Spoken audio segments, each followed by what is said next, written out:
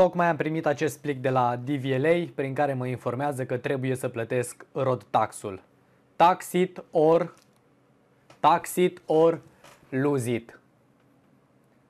Bau! Așadar, în acest videoclip o să afli exact cum îți procuri toate documentele de care ai nevoie ca să conduci în UK și de asemenea o să îți arăt exact cum plătești taxele la mașină prin intermediul site-ului de la guvern gov.uk. Orice șofer din Anglia care conduce aici trebuie să știe aceste lucruri ca pe tatăl nostru. O să răspund la următoarea serie de întrebări, iar pe parcursul acestui videoclip o să ofer și alte informații importante. Ce înseamnă DVLA?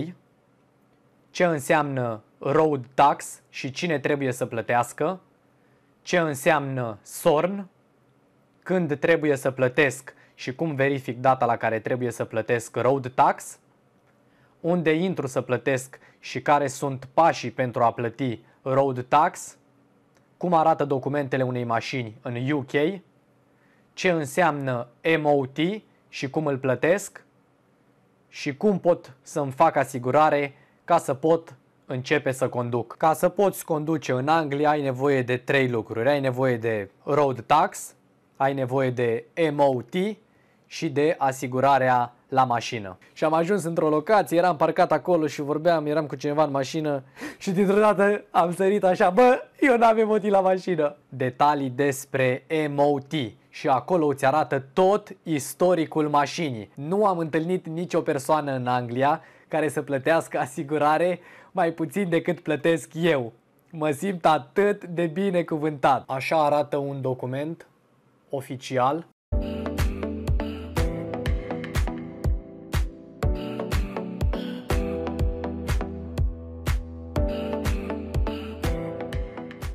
Salutare tuturor! Pentru cei care nu mă cunoașteți, numele meu este Cosmin și ofer ajutor gratuit în privința actelor tuturor românilor aflați în Anglia. Dacă încă nu te-ai abonat la canalul meu, apasă pe butonul roșu de sub acest videoclip și vei primi notificare de fiecare dată când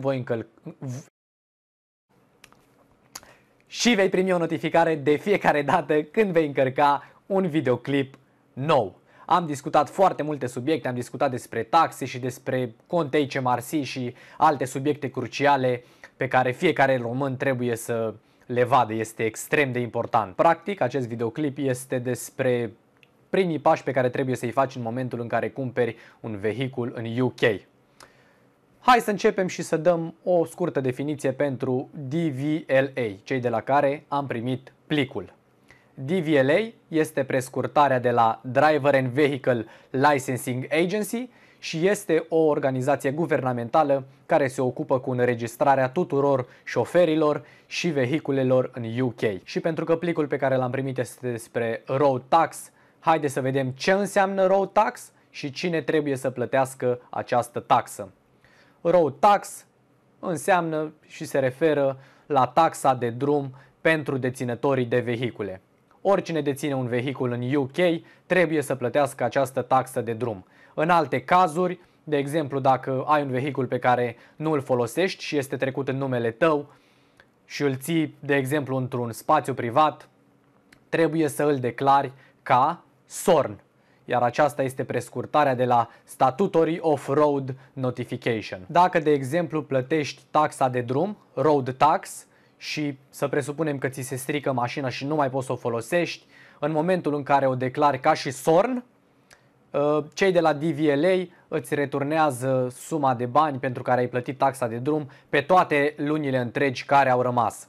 Este de reținut și faptul că în momentul în care repari mașina și vrei să o pui din nou, să o conduci din nou pe străzi, trebuie să achizi din nou taxa de drum. În anul 2019, cei de la DVLA au acționat împotriva 590.000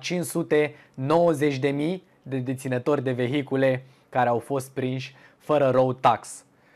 Ce se întâmplă în cele mai multe cazuri? Te trezești cu acel triunghi galben pe roata de la mașină și pentru care trebuie să plătești nu știu ce sumă de bani ca să vină și să ți-o scoată de acolo. Așa arată pagina unde putem verifica dacă un vehicul și-a plătit taxa de drum. Și de asemenea, după cum scrie aici, putem verifica dacă aceasta a fost sau nu înregistrată ca și SORN. Foarte simplu, dăm click pe butonul verde Start Now și tot ce avem nevoie este să introducem numărul de înmatriculare. O să dau un exemplu, o să pun AB 12. Hai să vedem dacă există. Da, există un vehicul, acesta se numește, este model Vauxhall de culoare albă. O să dăm click pe Yes, că da, este vehiculul pe care îl vrem să-l verificăm. Și dăm click pe Continue. Și aici, pe această pagină, apare foarte clar dacă are taxa plătită și dacă de asemenea are MOT-ul făcut. O să discutăm despre MOT, deoarece acesta chiar este important pentru că există anumite învârteli care se fac și puteți să cumpărați o mașină care are un MOT, dar de fapt această mașină să nu fie făcut MOT-ul corect și să fie defectă. Bun, și acum să trecem la următorul pas. Dacă am verificat taxa și poate descoperim că trebuie să plătim taxa la mașină, mergem la următorul pas și o să aflăm împreună unde trebuie plătită taxa și care sunt pașii ca să plătim această taxă. Și pentru că mie mi-a venit plicul că trebuie să plătesc taxa, haideți să-l deschidem să vedem cum arată foaia pe care am primit-o de la DVLA și o să vă arăt exact pas cu pas cum puteți să faceți plata. Dacă aveți și dacă vă cumpărați și voi mașină, să știți exact. O să pun mai bine această imagine pe scanner. Da, pun pe scanner și opresc filmarea. Și acesta este documentul care se află în plic. Documentul se numește V11 și este o reamintire că trebuie să plătești taxa de drum. Aici în mijlocul paginii apare Your Reference Number și folosind acest număr putem să intrăm pe site-ul de la guvern pentru a plăti taxa, introducem numărul de referință și putem să plătim taxa. Și în continuare o să vă arăt cum procedăm în momentul în care intrăm pe site-ul de la guvern. Aceasta este pagina pe care trebuie să intri. O să pun un link în descrierea acestui videoclip. Și aici ne spune că pentru a plăti o taxă pentru o mașină, o motocicletă sau alt vehicul, folosind un număr de referință de la. Și aici îmi spune de la un reminder V11, care este foaia pe care am primit-o eu. Adineauri v-am arătat-o că am scos-o din plic. Aceasta vine acasă, această foaie. Vine, cred că, cu 30 de zile înainte să expire taxa de drum. Bun. O a doua opțiune, ca să plătești taxa de drum, dacă nu ai acest reminder, poți să accesezi informații de pe formularul V5C. Acesta fiind formularul principal al mașinii tale, documentul oficial. Și trebuie să fie în numele tău. O să vi-l arăt spre finalul acestui videoclip și de asemenea o să vă arăt și acest The Green New Keeper, ceva ce ține tot de acest formular principal al mașinii. Bun, primul document îl am în mână, l-am chiar în mână, am și numărul de referință. O să dau click pe butonul Start Now. Aici mă întreabă dacă ai un V11 Reminder. Dacă voi nu aveți unul, dați pe No și o să vă trimită la următoarea opțiune. Eu îl am, dau click pe Yes. Bun, o să introduc aici codul de referință. De fapt nu îl mai introduc, m-am răzgândit pentru că în general fac videoclipurile ca să se adreseze unui număr cât mai mare de persoane, așa că o să folosesc următoarea opțiune ca și cum avem un document oficial al mașinii. Și o să mă folosesc de acest certificat de înregistrare V5C pe care trebuie să-l aibă în mână orice deținător de mașină sau vehicul. Bun, păi dăm continue aici. Numărul de înregistrare îl introduc aici și apoi o să introduc codul de referință de 11 cifre. Introducem informațiile, dăm click pe butonul Continue și pe această pagină ne apare numărul de înregistrare al mașinii, ne apare modelul mașinii, dacă este petrol sau diesel și de asemenea ne arată aici, îmi arată mie că vehiculul va fi taxat de la data de 1 februarie 2021.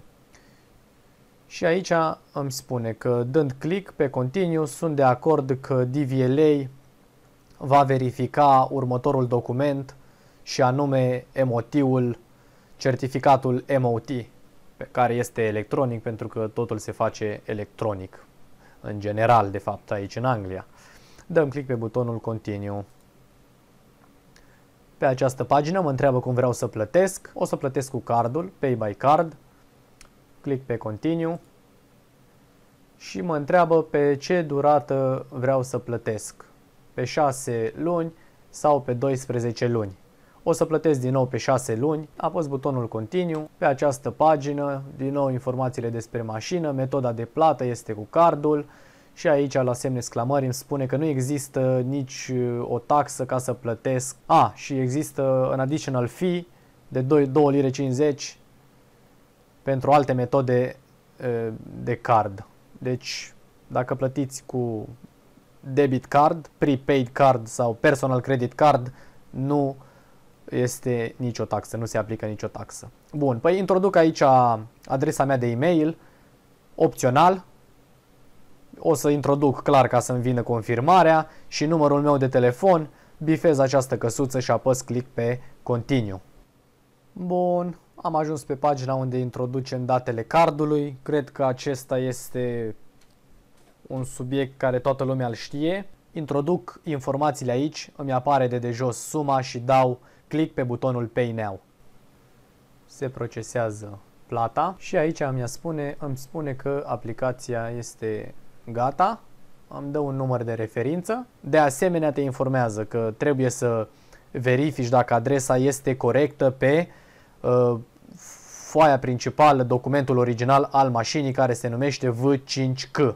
Trebuie să verifici și în cazul în care este ceva greșit acolo, trebuie să accesezi acest link și să să actualizezi informațiile. Ca să poți conduce în Anglia ai nevoie de 3 lucruri. Ai nevoie de road tax, ai nevoie de MOT și de asigurarea la mașină. Am vorbit despre road tax, acum urmează să vorbim despre MOT. Ca să poți să conduci în UK, ai nevoie de MOT și hai să dăm o definiție și pentru acesta. MOT este prescurtarea de la Ministry of Transport și este despre inspecția tehnică a mașinii care trebuie făcută o dată la fiecare 12 luni. Spre deosebire de road tax, MOT-ul este transferabil în momentul în care cumperi o mașină care are MOT. MOT-ul este automat transferat pentru că este pe mașină, nu este pe numele șoferului. Ai văzut deja în momentul în care am verificat taxa de drum, ne-a arătat acolo că și MOT-ul urmează să expire. Dar mai există încă o pagină pe care poți să verifici în mod special detalii despre MOT și acolo îți arată tot istoricul mașinii. Îți arată dacă a picat inspecția tehnică, MOT-ul, și îți arată și motivele pentru care a picat mașina respectivă. Dar atenție! Se fac destule mânării sau mânării, cum se spune, și există mașini care sunt defecte și se duc la anumite centre pentru că au pile, plătesc acolo niște bani și reușesc să scoată mașina fără să apară online că mașina respectivă are defecte. Recomandarea mea pentru toată lumea în momentul în care vreți să cumpărați o mașină, nu vă încredeți în ceea ce apare online, duceți-vă voi în mod special, plătiți un mecanic, decât să vă luați o țeapă de câteva mii de lire, mai bine plătiți 60 de lire și vă duceți la un service sau cât costă să vă verifice, să vă facă inspecție și electrică și mecanică.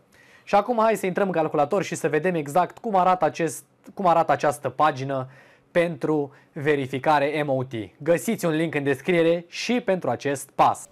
Aceasta este pagina și hai direct să dăm click pe butonul Start Now. Verificăm MOT-ul pentru o mașină. Am verificat-o înainte să fiu sigur că merge și putem avea un istoric așa frumos cu teste trecute și teste care au fost failed. Este vorba despre un Jaguar. Apare aici data. Este valid MOT-ul până pe data de 14 decembrie 2021.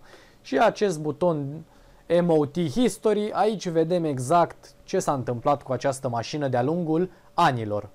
Și începem aici din partea de jos, anul 2015 a trecut testul, avea 30.000 de mile. Bun, totul a fost ok. În anul 2016, când a fost testat pe data de 30 noiembrie, avea 40.000 de mile și vedem că au apărut anumite probleme și din cauza aceasta a și picat. Bun, deci îți arată exact, îți arată motivele pentru care pică, dar îți arată și câteva advisories din astea cu lucruri pentru care nu pici, dar trebuie să le faci. Pe 1 decembrie 2016 a făcut din nou testul, a trecut, totul a fost în regulă. În 2017, ceva foarte dangerous apare aici, deci apare absolut fiecare detaliu, trebuie doar să urmăriți. Și ce vreau să vă mai zic, fiți atenți când cumpărați o mașină la numărul de mile. Uitați-vă aici pe istoric, vedeți cam câte mile a făcut. A făcut cam 10.000 de mile, nu? Da, uite, de la an la an a crescut cu 10.000 de mile. Deci uite, cam atât merge persoana aceasta cu mașina. Și a ajuns la 80.000 de mile în anul 2020. Uitați-vă în bord și vedeți exact numărul de mile, că poate vă treziți că apare numărul de mile mai mic decât apare aici online și atunci în mod clar a făcut ceva, a dat ceasul înapoi ca să nu apară numărul de mile. Deci cam așa se verifică informațiile despre MOT. Bun, gata cu filmatul la calculator. Tragem microfonul de aici, să nu se vadă urât, că trebuie să fim așa, să arătăm ok, știi? N-ai voie să prezinți cabluri și astea, că nu te mai urmărește lumea. Niște chestii din astea, înțelegeți voi ce vreau să zic. Bun, păi, după ce verifici data la care expiră MOT-ul, este de reținut faptul că trebuie să fii foarte atent și să te duci și să faci inspecția tehnică, MOT-ul, înainte de data expirării. Pentru că, ce s-a întâmplat? Eu, de exemplu, am ieșit cu mașina pe stradă fără MOT și mi-am adus aminte când după expirase deja de vreo 3 zile și am ajuns într-o locație, eram parcat acolo și eram cu cineva în mașină și dintr-o dată am sărit așa, bă, eu n-am MOT la mașină. Și a trebuit să sun un prieten, să-l întreb exact ce pot să pățesc, că nu știam și mi-a spus că să am foarte mare grijă ce fac, trebuie să ajung neapărat cu ea la MOT. Era duminică, nici centrele nu erau deschise și am riscat cumva că poliția, am înțeles că are camere care detectează automat mașinile pe stradă, ANPR, nu știu exact, detectează automat și dacă treci pe lângă o mașină de poliție cu o astfel de cameră automată, riști să te detecteze și să te dea jos din mașină. Îți ia mașina, riști să rămâi fără ea și după aia trebuie să plătești câteva sute de lire ca să poți să o recuperezi. Bun, păi am vorbit despre road tax, am vorbit despre MOT și ultimul lucru de care ai nevoie ca să poți să pleci cu mașina pe stradă în UK, bine, ai nevoie și de permis, clar, pe lângă acestea. Și ultimul lucru este asigurarea. Nu am întâlnit nicio persoană în Anglia care să plătească asigurare mai puțin decât plătesc eu. Mă simt atât de binecuvântat. Să presupunem că vrei să afli cât ar ajunge o asigurare pentru o mașină pe care vrei să o cumperi și n-ai cumpărat-o. Există anumite site-uri unde introduci detaliile tale personale, introduci detaliile mașinii, iar la final, după ce termini de completat tot, îți apare acolo companiile cu care poți să faci asigurarea și de asemenea îți arată și prețul cu care poți să faci asigurarea. Dacă acest videoclip prezintă suficient interes, dacă este distribuit și acumulează peste 500 de abonați, o să revin cu un nou episod despre mașini în care o să vă prezint cum se completează pas cu pas corect acel formular, cum se completează corect acel formular și de asemenea o să vă prezint asigurarea pe care eu o folosesc și la care nu o să renunț niciodată. Da, o să vă țin la curent pe pagina de Facebook dacă acest videoclip a prezentat suficient interes și până atunci vă pun un link în descriere, vă las un link către un site unde puteți să faceți o astfel de verificare pentru asigurare. Am cam făcut-o de oaie și am uitat să vă arăt documentul oficial al mașinii și acel talon mic verde. Așa că o să vă arăt acum așa la final, mai pe din afara materialului, ca să zic așa. Așa arată un document oficial în 2021 al unei mașini în Anglia.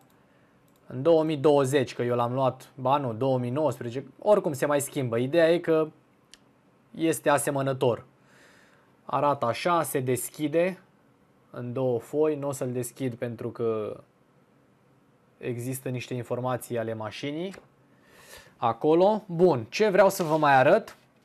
în momentul în care cumpărați o mașină, cumperi o mașină de la cineva, acea persoană trebuie să îți ofere acest talon. Acest talon se află în acest document original al mașinii.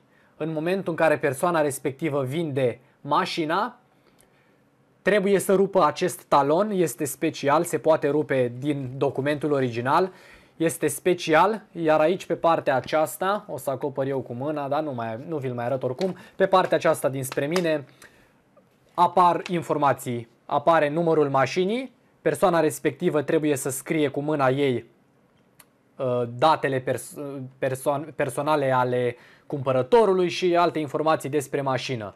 Acest talon aveți nevoie de el să-l păstrați cu voi în mașină ca să puteți să mergeți cu mașina în Anglia. Desigur, dacă ați plătit road tax-ul și asigurarea, aveți nevoie de acest talon să mergeți până vă vine talonul original al mașinii.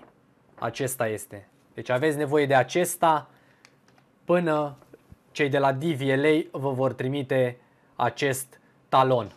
Și persoana respectivă de asemenea trebuie să completeze pe partea din spate, de aici, dacă vinde mașina. Și există o declarație aici în partea de jos. O să pun chestia asta pe scanner și o să vi-o arăt data viitoare în următorul videoclip. Vă mulțumesc pentru atenție, vă doresc mult succes în tot ceea ce faceți și nu uitați să zâmbiți!